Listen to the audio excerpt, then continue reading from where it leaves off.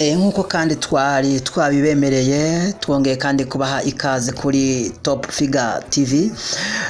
Twongeye kandi kugaruka by'ukuri tuza kubagezaho amakuru ajanye n'ubwira kabiri bukabije atabwari bwakabonekane kuno mubumbe bwabereye mu mareta 15 ya leta zunze ubumwe za Amerika, bukagera no mu burasirazuba bwa Canada, ukongeraho na leta ya Mexique, mu gihugu ca Mexique. Niko by'ukuri birumvikana.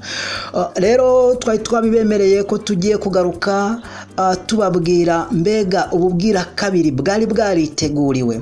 By'ukuri aya mareta ntabwo ububwira kabiri bwabatunguye, bari barabwiteguriye kandi hari n'ibimenyetso simusiga bigaragaza ko cyabaye ikibutso gikomeye, ikibutso nsigarabwenge kuri aya mareta no kuri biriya bihugu.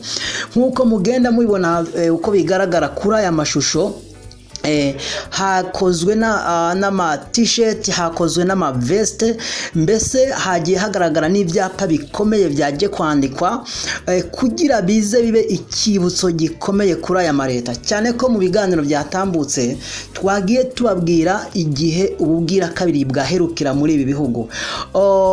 Ni imyaka 20 yarishize imbere ko babona ubwira kabiri buri kuri uru rugero. Twavuze ko ari ku rugero rwa gatanu.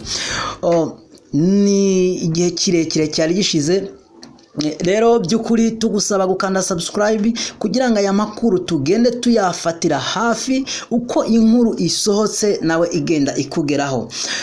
Rero nkuko twarabibemereye muri iki kiganiro kuma kinyura kuri Top Figure TV, twabakoreye ubushakashatsi bwinshi bujanye n'ibi bishitse kuri ibi bihugu.